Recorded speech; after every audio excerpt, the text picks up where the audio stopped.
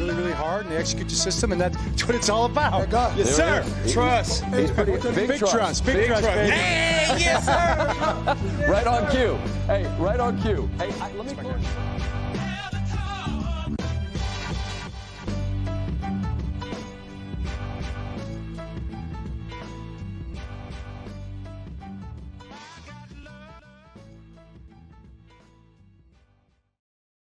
We are back on the Jumbo Set podcast. It is Wednesday, my dudes, the Ides of May, May 15th. My name is Jake Louque, and I'm joined on my screen by Pit Beef Spen. What's going on there?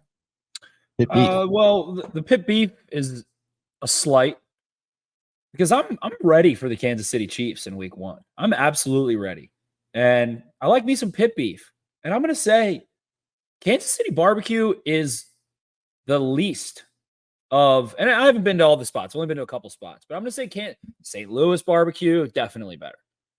North Carolina, East North Carolina barbecue, ooh, that vinegar, better.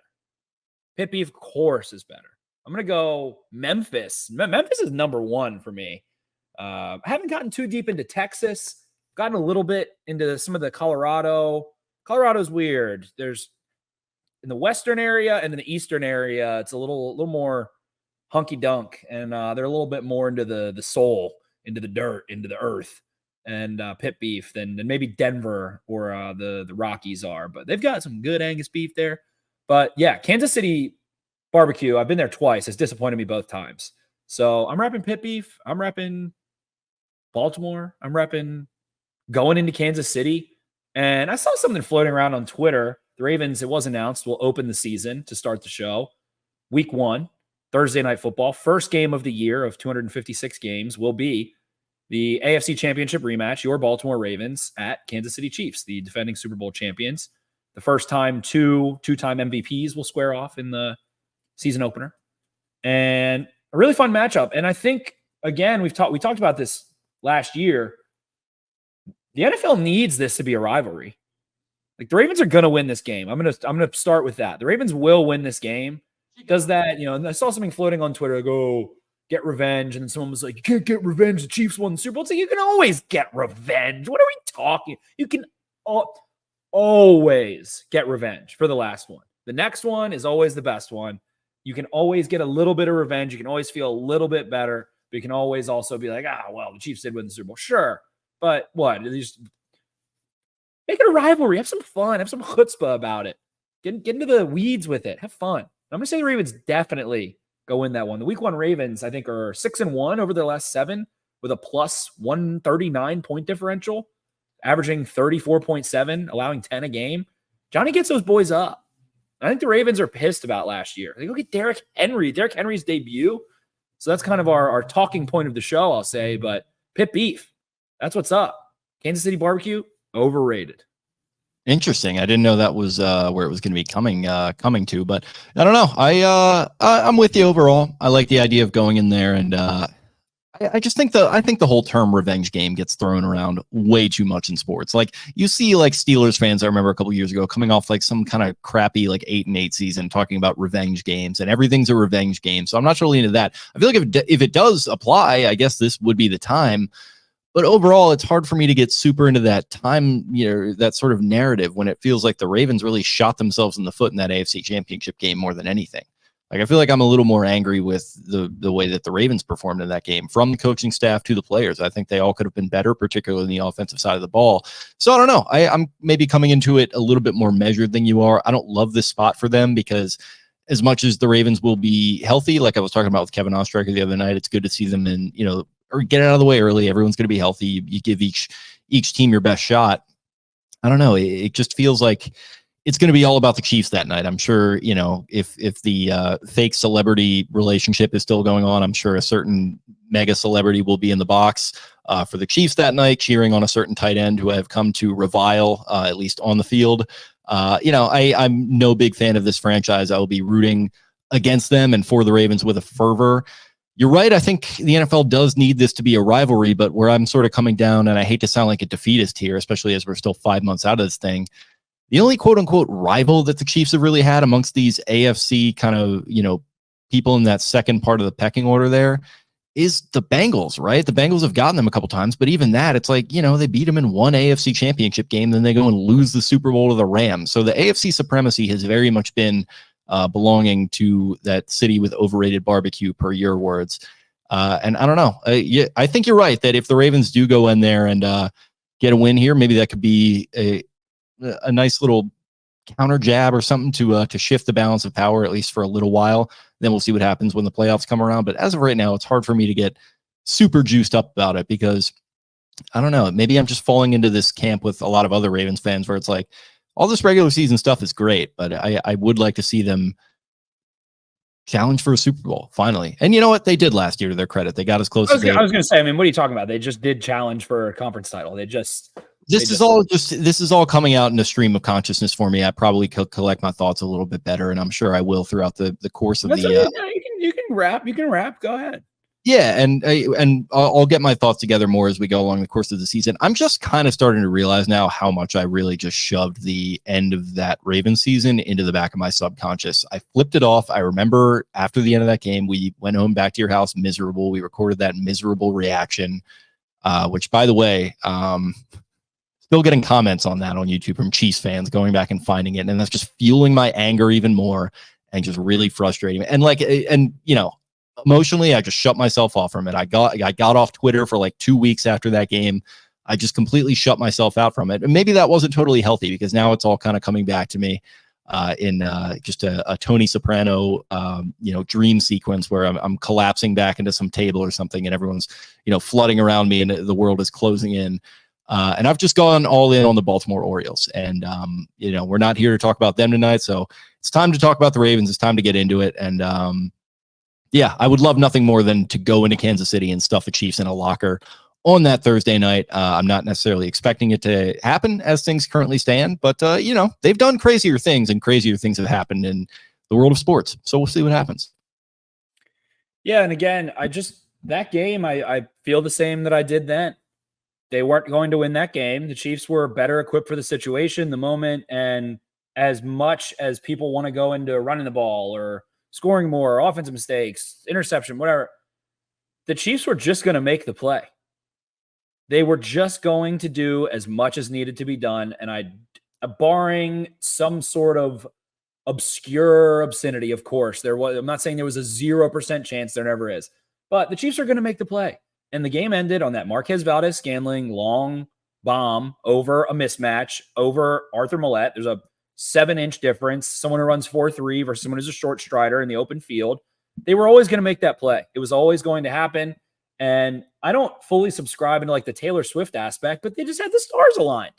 And that's what I'm saying about this game. Like what is going to be different? Like, it's just going to be that it's just going to be all Chiefs all the time throughout that week. It's going to be a coronation of the new great dynasty of the NFL. And, guess what? They came out and they laid an egg in their opening game last year against the Lions. So I think they'll be extra on their toes for that. And I'm a little sour right now. Travis Kelce was hurt in that game, but what has changed is that, it shifted. There's a team that is motivated, a team that isn't as motivated. Sure, they want to win. Sure, they're going to win games. They're going to make the playoffs. Chiefs will probably win another Super Bowl.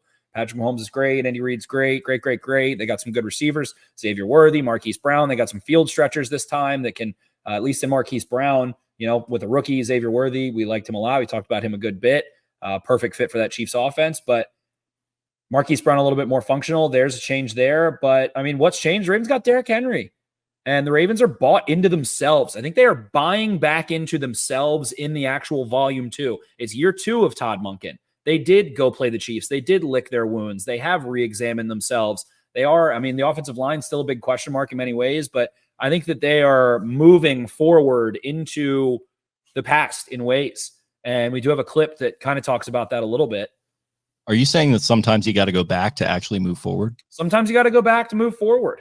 You certainly do. And Derrick Henry continuing to roll through, Isaiah Likely, Rashad Bateman, Mark Andrews, Isaiah Likely, Patrick Ricard, Nelson Aguilar, throw maybe a Justice Hill in there, maybe, Tez Walker. That's your offense. That's your guys.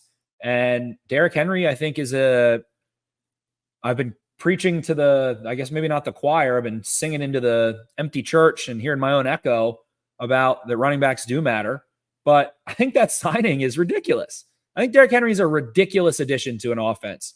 And we're going to talk about a Mina Kimes clip here that was a cool little segment from her. And she always does a nice job kind of plucking these baseline personnel efficiency things we're going to get into. But I think you find yourself in a really interesting spot when you're looking at the 12, 21, 13 personnel. The Ravens have Charlie Kohler, probably going to contribute a little bit this season, more than in last season. So I think their offense is in a fun spot. And what's changed is that it's year 2 with Todd Monken of Lamar Jackson being freed up. I mean, the line, we'll see, but the weapons, I think, are there. If they're all healthy week 1, which they should be, it's all starting guys that are not going to be, beaten into the ground in training camp, should all be, maybe something happens, whatever. But this feels like the widest array of talent that Lamar Jackson's had around him at the skill positions. Could they have some more juice at receivers? Sure, but Zay Flowers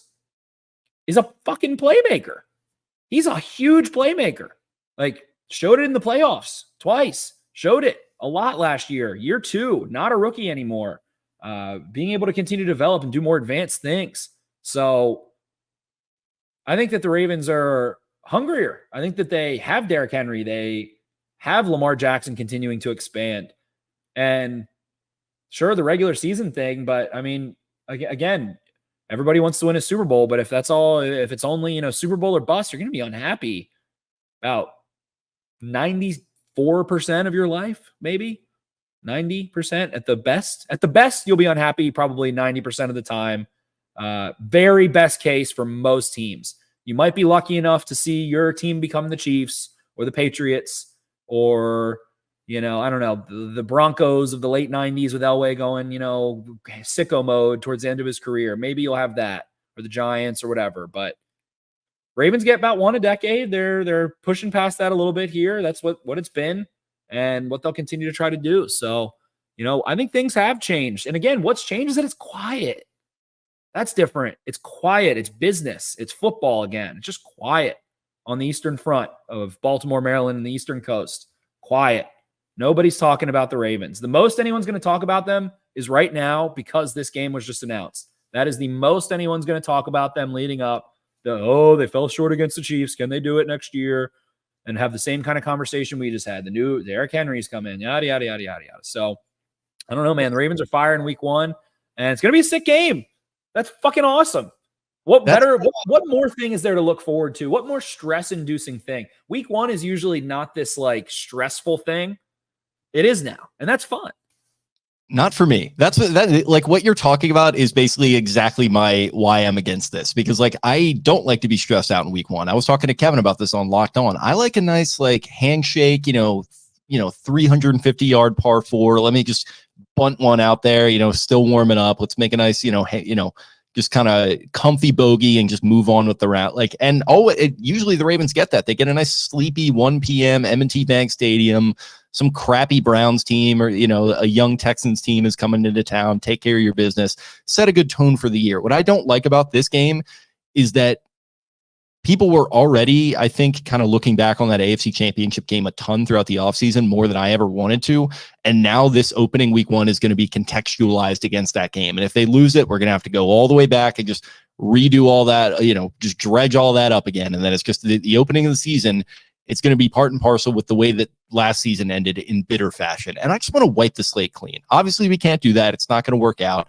And I'm going to put my best face on and I'm going to watch the game and we're going to do a recap podcast and everything. But I don't know. I just wanted to start the slate clean. Give me a clean plate that I can make some kind of new, Carmi Bear situation with it. But no, we've got to just go back and dredge all this up, and it's going to be all Chiefs night. Everyone, celebrating the new dynasty, like I said, and this is the team they've already been that though. They've already been going to the Super Bowl every year, more or less. It's already been there. They've already they just got the third one. I mean, that's like a legit dynasty now. Like that's a real thing. And you're right. But they've been to. I mean, they've been in it. They've lost one as well. Lost a couple. They lost to the Bucks.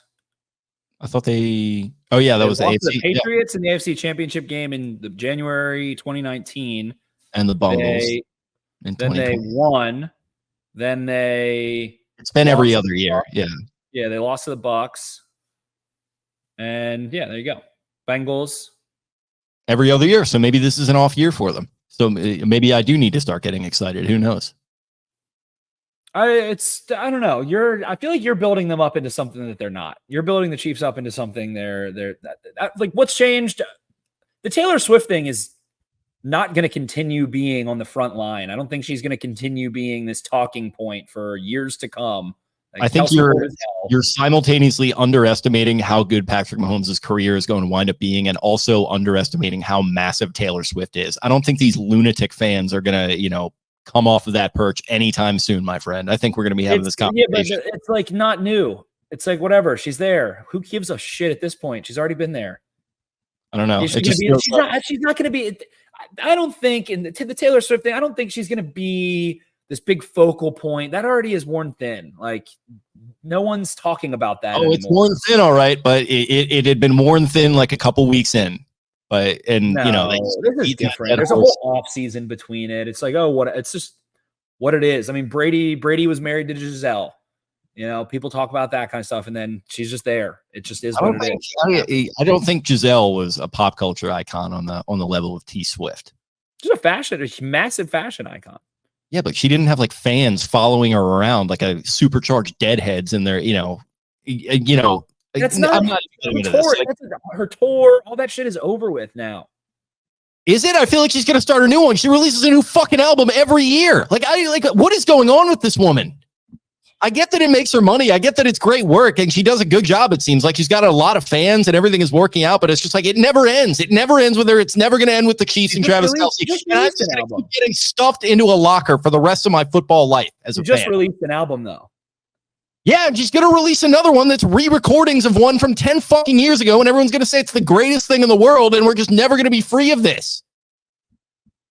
She's a very popular pop artist. Yeah, good for her. And it's just going to keep getting rubbed in my face.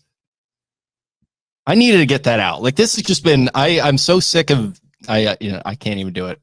Can't do it. I won't. She already re-recorded all the albums. This album. This album has not been. There's going to be some lost tapes of like, here's this B-side that I never released from whatever 2014 album. Let's put that out. And then that's going to be rave reviews. It's pretty. I understand. Sure. That was funny. I enjoyed it, but that was her peak. Like, oh, now she's in the NFL. That's the peak. That is the peak of that. That is not going to peak again. What is she going to like perform before the game or like that? That's what she would have to do. She'd have to do a performance before the game. God, the way that they're milking this relationship for all the PR they can get out of it, seems like the next logical step. No way. That would be so toothless. That would be unbelievable. The Kansas City Chiefs she's not going to make it about her. That would be absurd. Oh yeah, no, she would never, and nor would they. They're not going to do that. She goes there as a spouse, effectively, not a star. She goes and sits in a box and jumps up and down with fucking Brittany Mahomes. The NFL is going to find a way to sell like on-field tickets, and they're going to do a concert before this game, and they are going to make shit crazy. She's not going to do that. They're going to continue to capitalize on this as much as possible, and good for them. But it's more misery for me. I promise you that has peaked.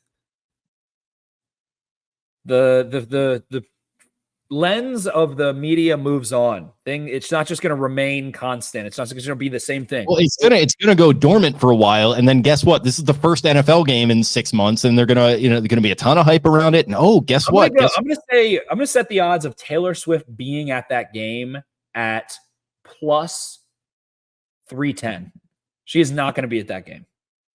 Well, I mean, there might be other reasons for that. Maybe the PR machine will have completely wrung the blood from the stone from that relationship, and it won't be going on at the time. But that's a whole nother rabbit hole I don't have to go down. I think the peak is already. You were a big fan of those Harrison Butker comments today. Do you want to publicly endorse those, or do you just want to leave that in the group chat? I loved Harrison Butker's speech. Really, I love that. Good stuff. Go talk your shit, kicker. Kickers aren't real people. They're not real. This is the one time that you might actually be onto something. I've always been honest. They're not real people. He knows. He knows he's not real. That's why he's saying that kind of stuff. I think he thinks he's the realest motherfucker out there. I think he thinks he's He thinks he's Weatherford, Steve Weatherford, the punter that used to wear the American flag Speedos and do steroids, whatever his name is, Weatherford. Yeah, they had some weird kickers and punters there in New York. Not all of them very good guys, actually. The most jacked man in the NFL, Steve Weatherford, football punter. Yeah. I haven't heard from that guy in a while. Yeah. I don't know if he was the most jacked. No, that was like the thing. He was like the most fit man in the NFL or something, they said, like, but he had already stopped punting. Right. There would be some like daily stat article on your Facebook or something that would come up like every 3 weeks. I followed him for a little while. That was like he was perfect for like 2019. He peaked in like 2019. Yeah, that seems about right. But I don't know. I'm excited for this matchup. That's fun. It's eyes on the Ravens. It's fun. Live a little bit. Have some fun. What, you just want to play the fucking Browns all the time? Fuck that. Yeah, that sounds pretty good, if I'm being honest. This is also, isn't this what you want? Isn't that what you want too? Even if they lose, then it's like, oh, they already did battle with the Chiefs once.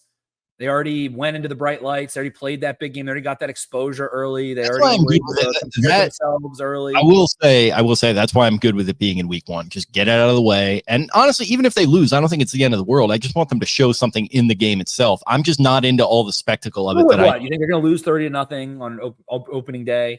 No, the way things stand right now, I think they can keep it close, and I expect that they will. Like you said, I think John in week 1, that's something to bet on. And overall, it's nothing against the players. It's nothing against the coaching staff. The NFL PR machine, the catnip content that's going to be coming out of this, I'm just already exhausted by it. I'm just reviled. You're not allowed to be exhausted by it in May. You're not allowed to be. I'm pre-exhausted by it. This isn't an exhausted yet. I'm just stop. I'm pre-approving Pick yourself up. It's months away. We've got 4 months until this is happening. Well, it feels like we're in September right now with this weather we've been having. You're really what's going on with you? You're just I'm just down in the dumps, man. I don't know what it is. I feel like Tuesdays are worse than Mondays. I don't know if you feel that way sometimes, but I feel like every now and then I just get a Tuesday where I'm just like, I haven't even been drinking a ton, and I just feel like, ugh. Yeah, I feel that a little bit. Tuesday, a lot of Monday. I feel like people don't go hard on Mondays anymore like they used to. I feel like people ease into the week a little bit more now in the hybrid remote society, things like that. And then Tuesday, Wednesday, Thursday, you really grind your tail off.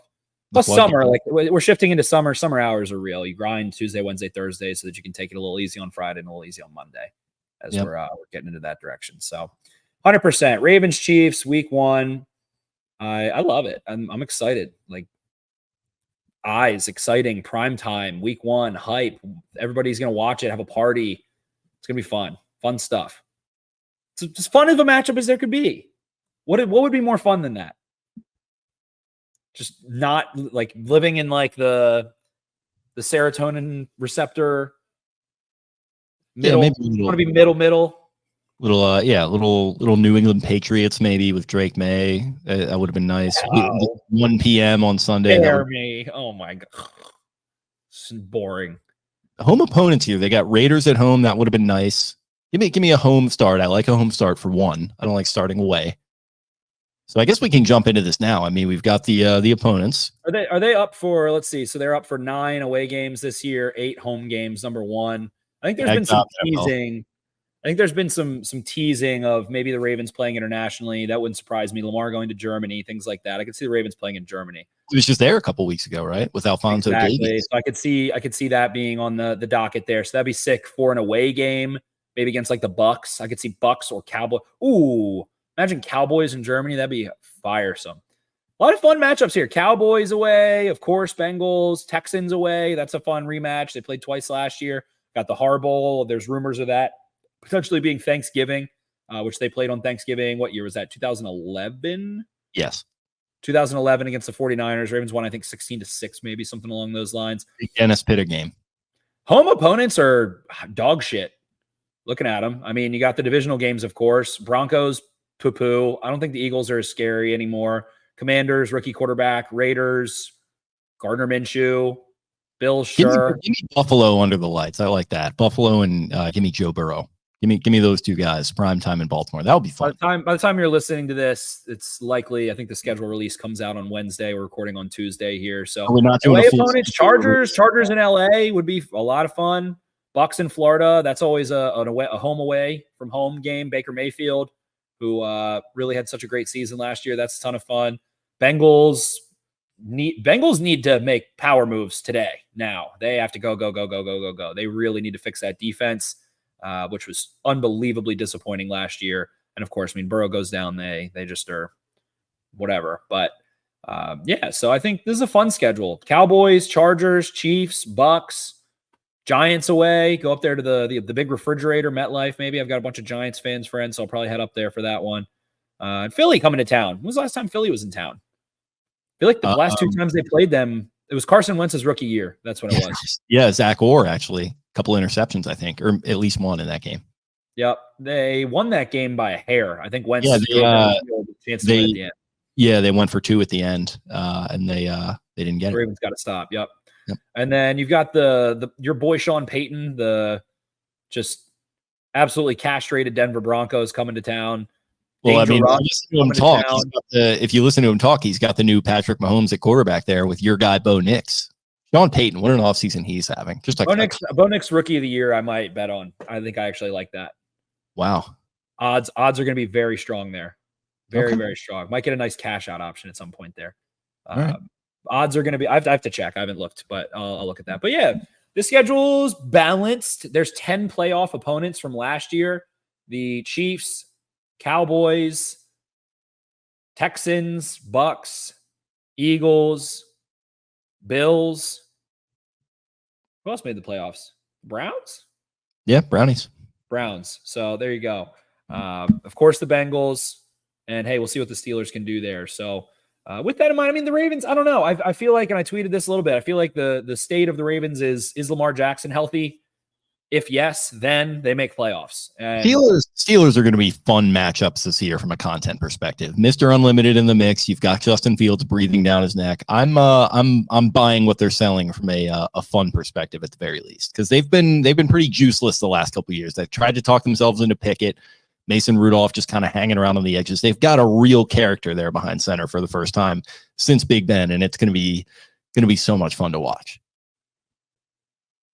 Yeah, I mean, Mr. Unlimited, Danger Russ, and my boy Justin Fields. They're talking about having him return kicks. I would love that. Come return some kicks, Justin. We'd love to see it. New kickoff is something that's going under the radar a little bit. Feel like in baseball, the banning of the shift is not talked about. Everyone talks about like the pitch clock nonstop.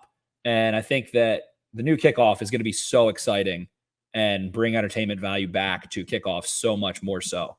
I don't know if I deliberately blocked this out or this was just kind of my non-excitement about football. Can you explain it to me? Because I've seen it like bandied about and why it's going to be exciting and this and that, but I really haven't dove deep into it.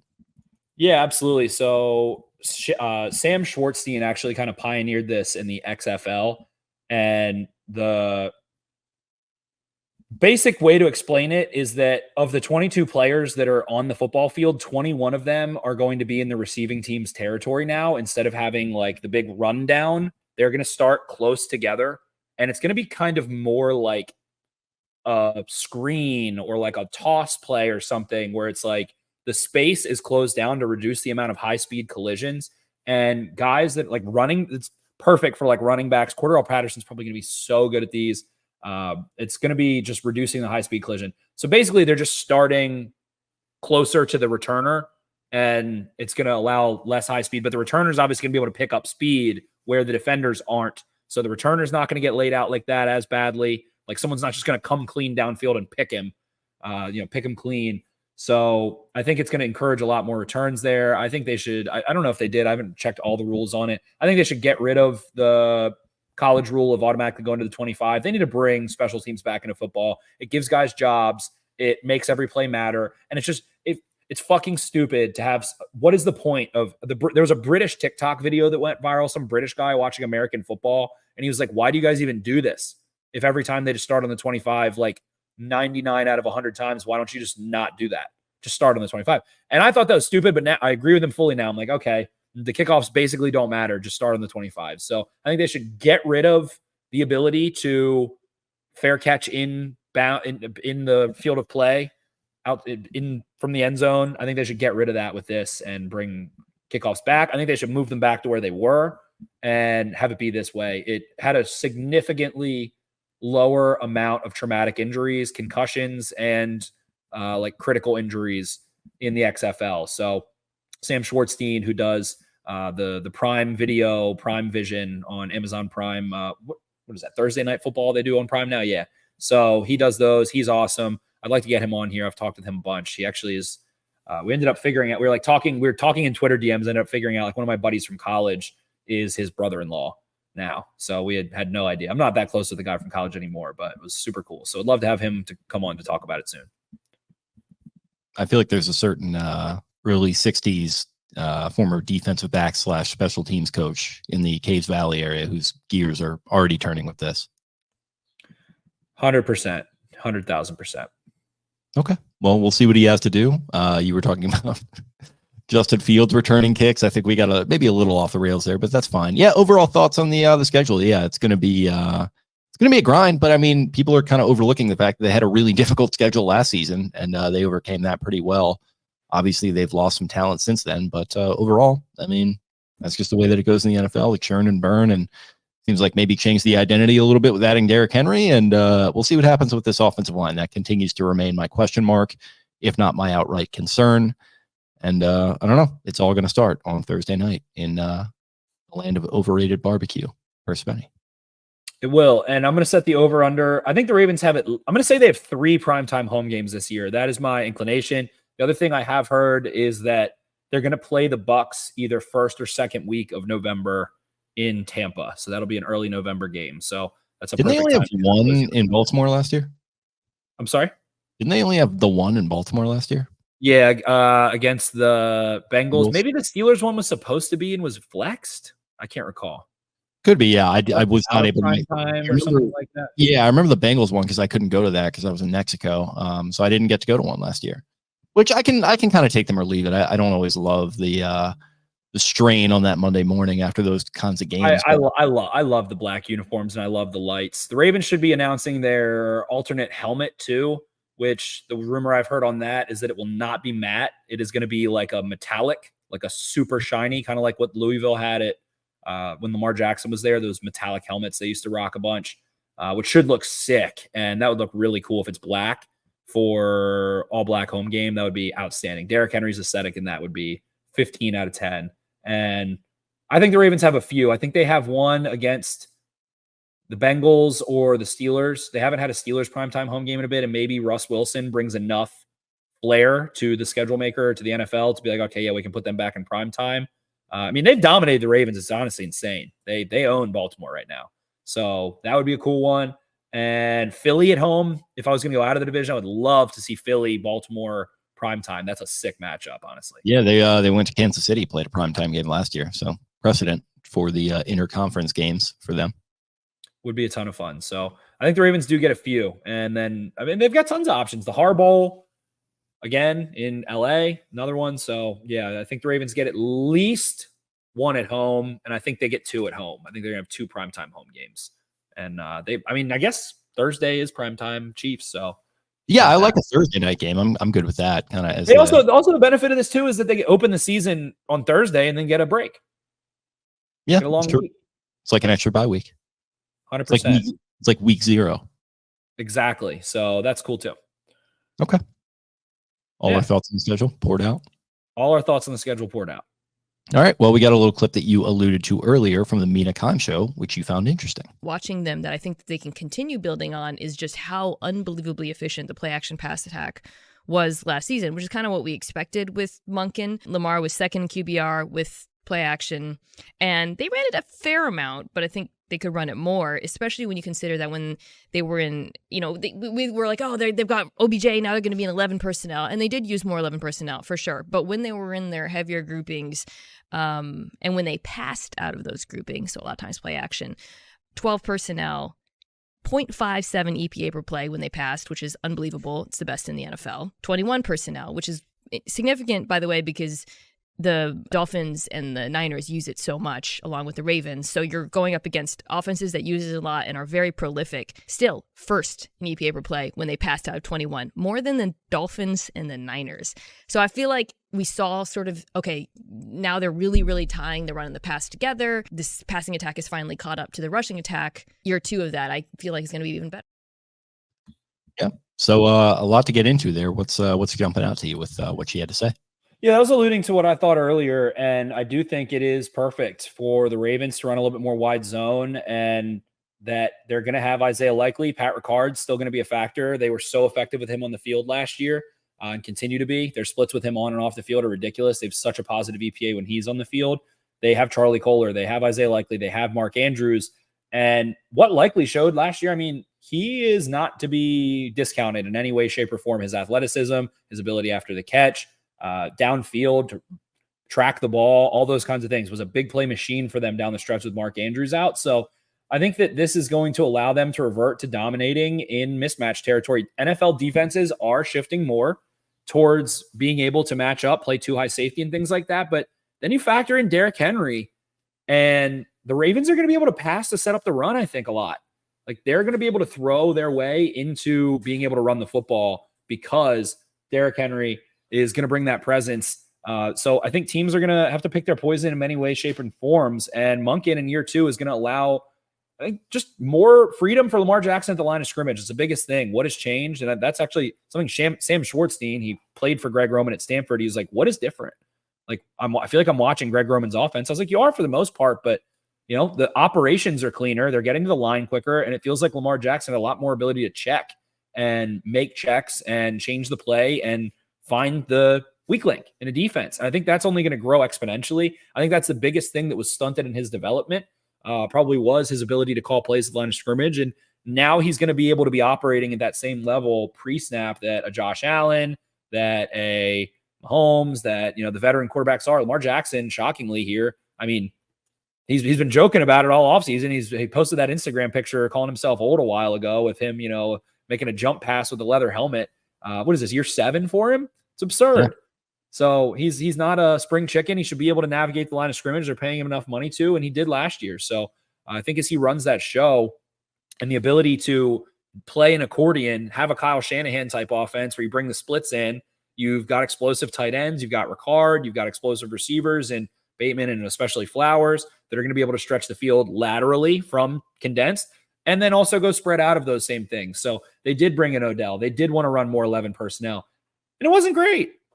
I mean, Lamar Jackson looks night and day, and if you want to have a little fun, go watch. The NFL posted a 59-minute clip of all of his career highlights, and to watch what he was as a rookie passer and watch what he was like last year and the year before as a passer, and then people like get all up in arms about like Jaden Daniels is like a better passer. And I talked about that in here. He should be. He was older. He like has more experience. He should have been a better passer, but it's night and day. Go watch Lamar Jackson from 2018. The mechanics, him looking comfortable firing the ball to all parts of the field, just a different body type. He did lose some weight, but you know, he's a grown man now. He's got big boy mechanics, and they've embraced that. They've embraced his ability to do things in an unorthodox manner, to be able to roll the wrong way, to be able to throw across his body, rolling left. They've embraced all of those kinds of things. The screen game with their offensive line getting a little bit more athletic. Whether it's going to be a better offensive line, I don't think so right now, but more athletic to go roll in space and do those kinds of things. So out of 21, 12 personnel, 13 personnel, whatever you want to, I always say, if you want to talk about Ricard, you got to chart him where he lines up. If he lines up at tight end, call it, 12 personnel if he's in, or 13 personnel instead of 21. But they just have so many chess pieces in their offense between the tight ends, the fullback, and then having a jitterbug that can counteract that with Derrick Henry in the backfield is, I think, going to be nightmare fuel for a lot of defenses and going to put teams in a bind. I think Derrick Henry's impact is going to be vastly underrated, even just from a respect standpoint of defensive coordinators that have PTSD of him. Like, how many teams has he torched? How many teams have been there are 2 players now on the Ravens offense that have required an entire game plan to be centered around. We can't let Derrick Henry beat us. We can't let Lamar Jackson beat us. That is how you have a nightmare offense. When there are 2 players that you feel like you have to try to take away, you can't. So I think you're going to say we would rather take away Lamar Jackson. We'd rather try and take away the things that he does, flood the middle of the field, play conservatively, play more zone. And that's going to give Derrick Henry the most wide open rushing lanes. He's going to get more yards before contact and expected yards per carry than he's ever had. He's not going to be getting game plan against like that. And they're going to be able to keep him fresh because of the damage Lamar Jackson does. So I think it's really an interesting offense, and I think it's getting overlooked in many ways. Now, the offensive line we have shared a ton of concern about, but that again eases the burden on them, right? That's why it feels like if you expect Ronnie Stanley to button up, he looked the part in the playoffs, finally maybe gets over his injury shit. If not, then, McCary's going to have to play and whatever, you're screwed anyway. Damned if you do, damned if you don't. But to have that presence in Henry and Jackson, guys aren't going to be able to pin their ears back the same way. We know that. We know from next gen stats, pass rushers against the Ravens have the lowest get off the ball against the Ravens consistently, because if you overrush Lamar Jackson, he simply just runs by you and you can't catch him. He's too fast. It's simple. Like, football can be simple at times, and that's a simple thing. That's why you see teams in the division, like, they really try to just mirror and stay and slowly cloud him, or rush in staggered rushes with a spy that can go corral him after you overrush him. So I think that alleviates some of that pressure. And I mean, Isaiah Likely showed last year, he's a fucking baller. Absolute baller. Can make plays downfield, contested catches after the catch. I mean, he blocks his tail off in space. He's got to be on the field. He's got to be getting 40, 50, 60% of snaps. So it's going to be 21 and 12 and 13 personnel. And Monken, that's his jam. That was his jam at Georgia. It was his jam in Cleveland. So that's Lamar Jackson's jam. That's when he's at his best. So I think all of those things are in synchronicity. And I think Mina Kimes makes a great point. And they don't have a receiver now where it's like, well, OBJ's got to get his snaps. It's not a thing. There's not going to be any ego involved in that room. Zay Flowers is going to be on the field. Bateman has shown, for the most part, he doesn't have an ego. He just signed an extension. He's happy enough to do his job. So Flowers will be on the field. You got to get Likely on there more. Ricard's going to get his snaps. Kohler's going to be a versatile piece for you. And again, I think it looks like a more NFL competent version of Greg Roman's offense. That's why they got rid of Roman and brought in Monken. So the pass game is a little bit more able to adapt and be able to change the line of scrimmage, have more screens incorporated, be a little bit more diverse. It didn't need to be much more. It just needed to be NFL instead of, a little college-esque in some ways. So I love it. And I think she makes a great point. And I think they're about to hit teams over the head with a hammer in Derrick Henry. And again, I think the Ravens are flying under the radar. They're not this exciting thing to talk about this year. They are going to have a quiet offseason. But when the season starts and Derrick Henry's back there, I mean, what the fuck are you going to do? It's insane. Yeah, and I like the idea of using the pass to set up the run there. I think you hit on that.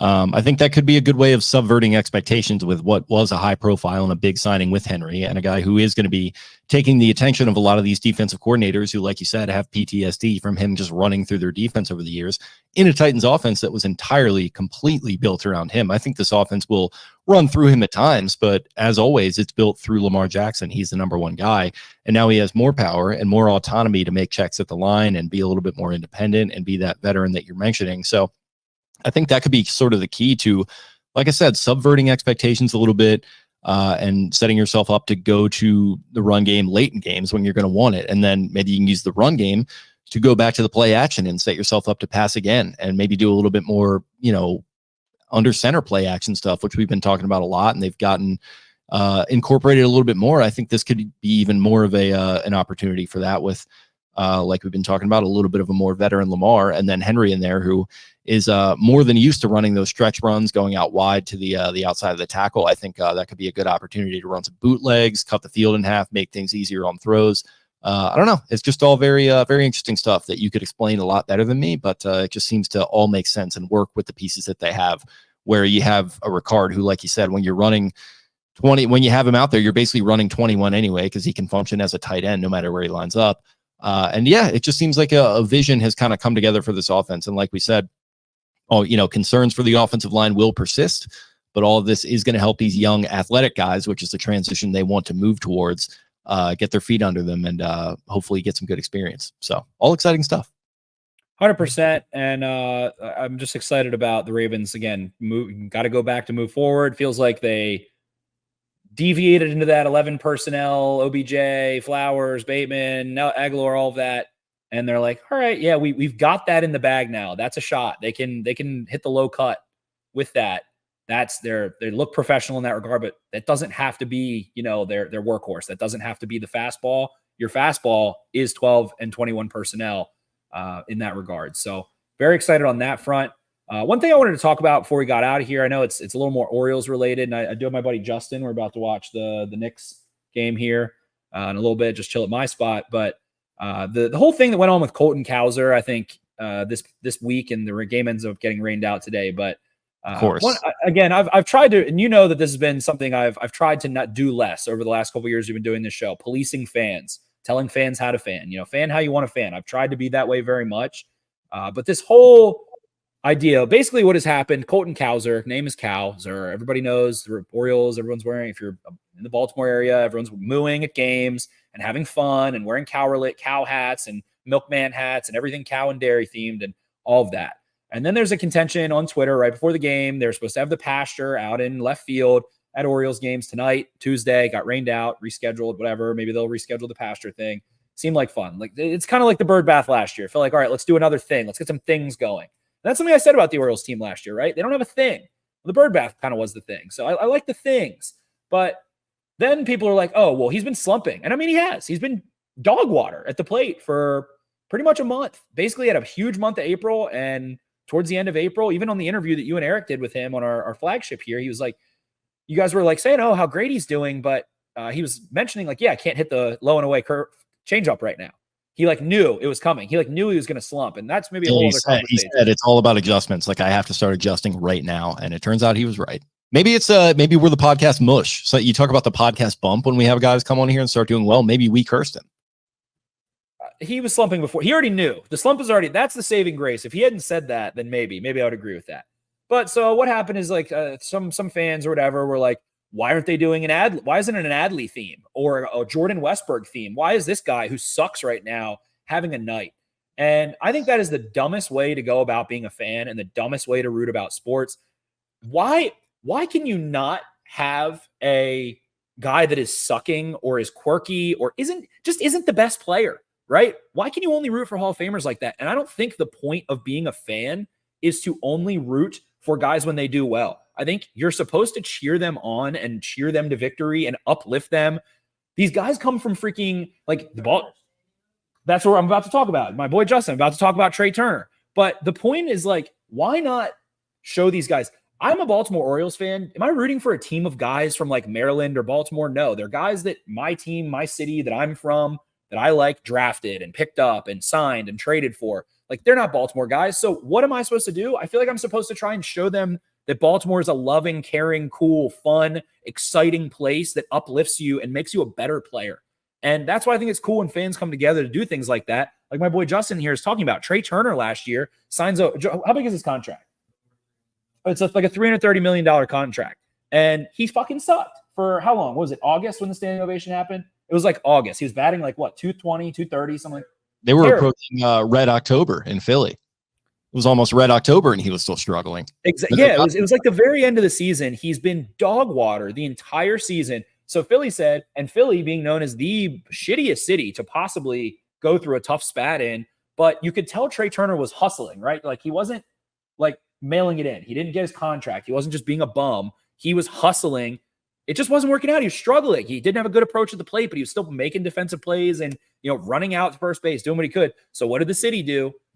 Gave him a standing ovation for as loud as you've ever heard. It was like it was a game 7 of the ALC or the NLCS or something there, the way they're cheering him on. Like, it's 2 outs, bottom of the 8th tie game, bottom of the 9th tie game.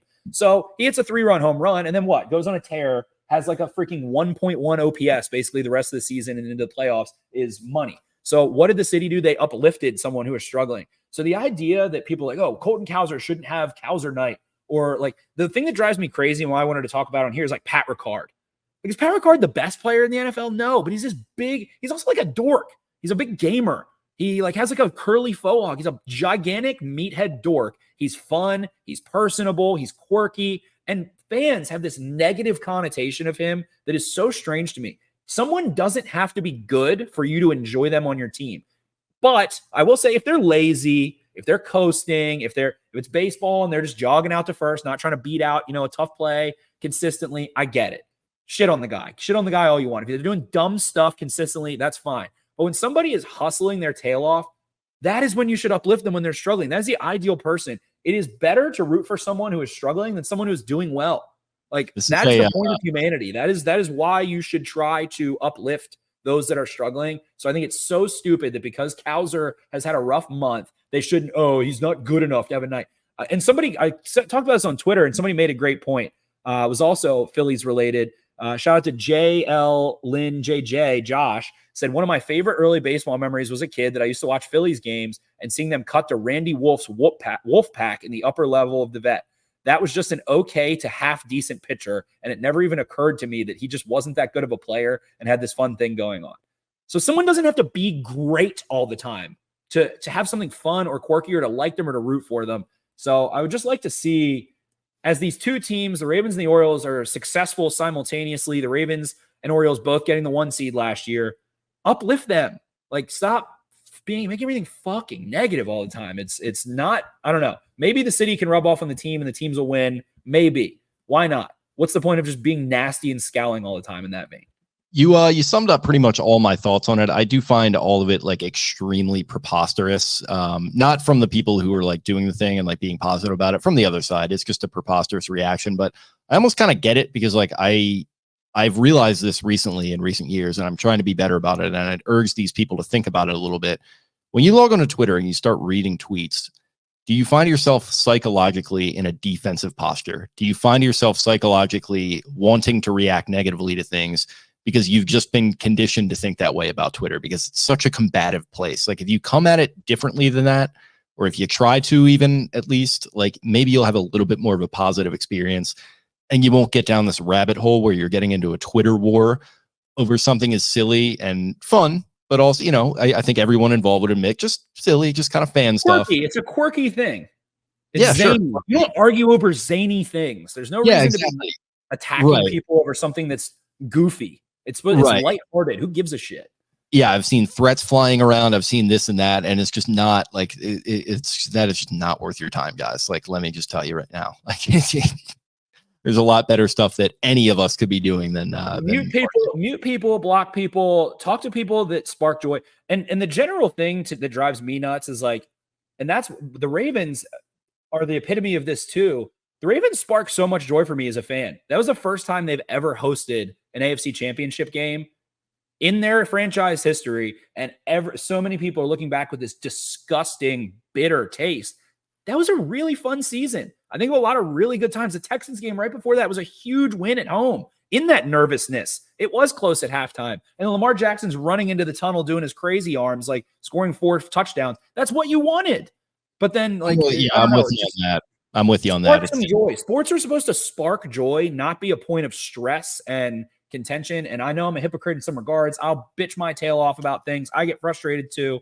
But just like fan to fan, city to player, just be fucking kind to people and spark joy. Have fun. It's supposed to be a fun thing. It's all for children. It's basically, especially in baseball. Baseball's for children and old people.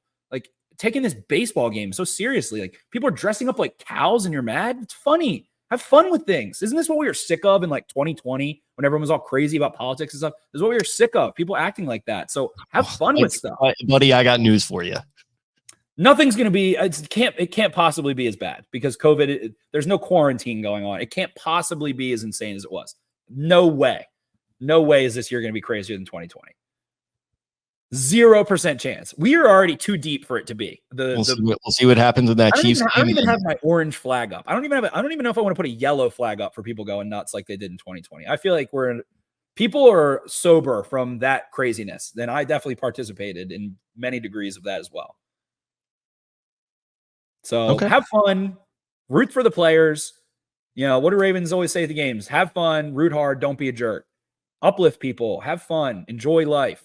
You'll live longer. You'll have more fun. Smiles and laughs are better than being a fucking scowling cynic all the time over, you know, OPS and every fine point of every single thing. Fucking baseball, man. Get all these. And I'm a hypocrite. Like, I do those things too. We all do, but just let people be.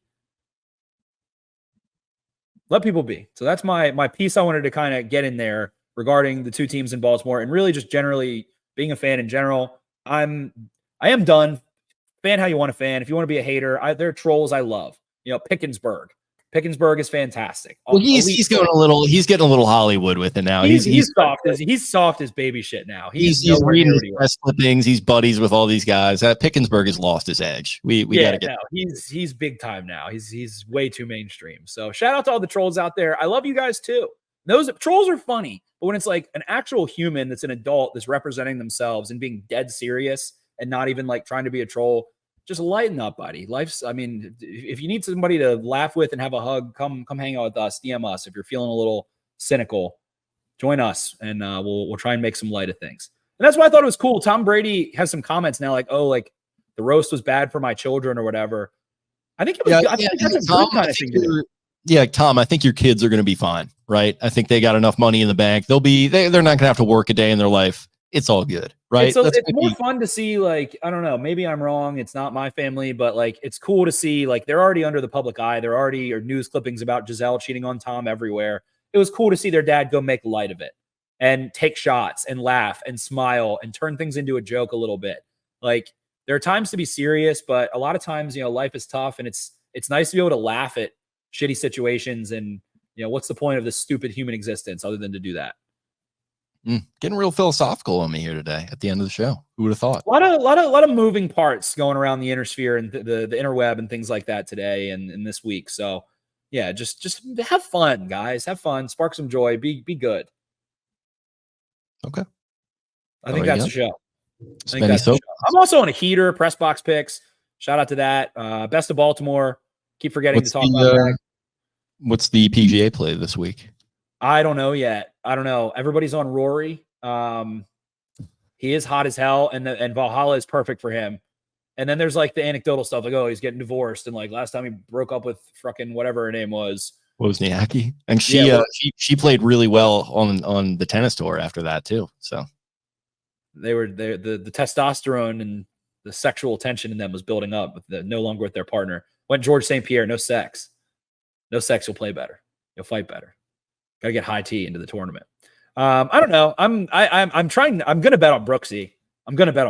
I can't. I like him too much. I bet on Brooks as a fan, and I don't know. But betting on golf, this is really the first full year I've gotten deep into it, especially because of press box.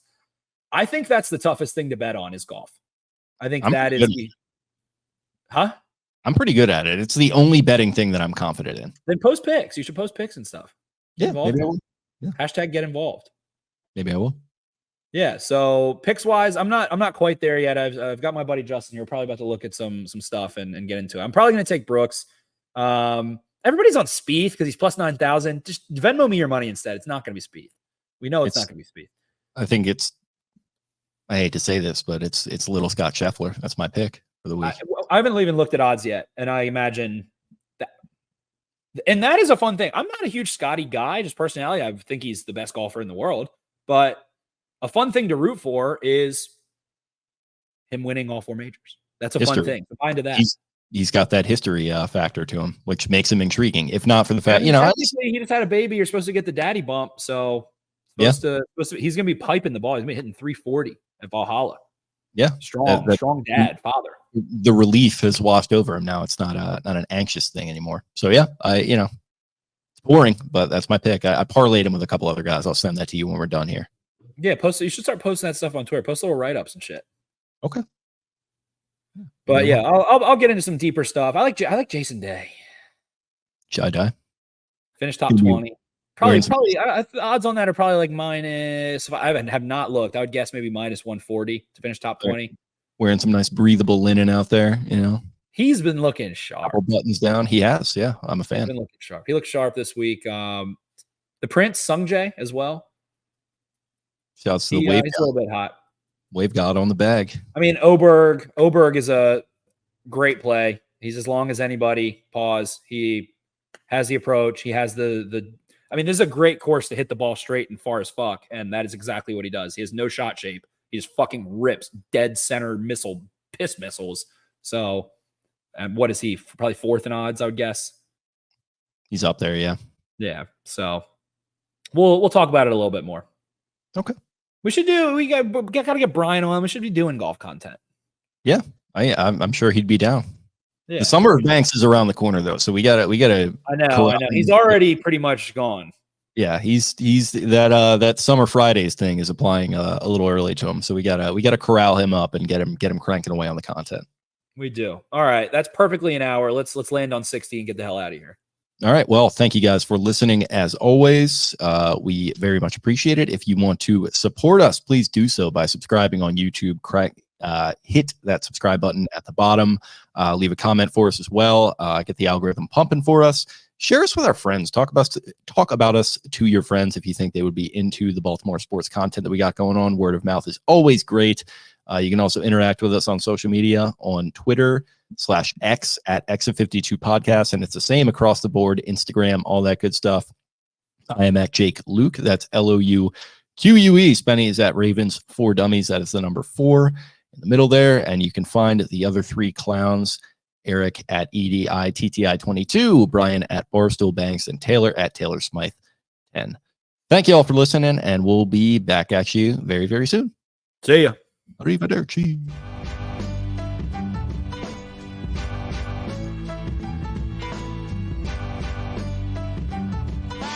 Really, really hard, and they execute the system, and that's what it's all about. There Yes, sir. it is. Trust. He's pretty Big trust. Big trust, baby. Hey, yes, sir. Right on cue. Hey, right on cue. Hey, let me close.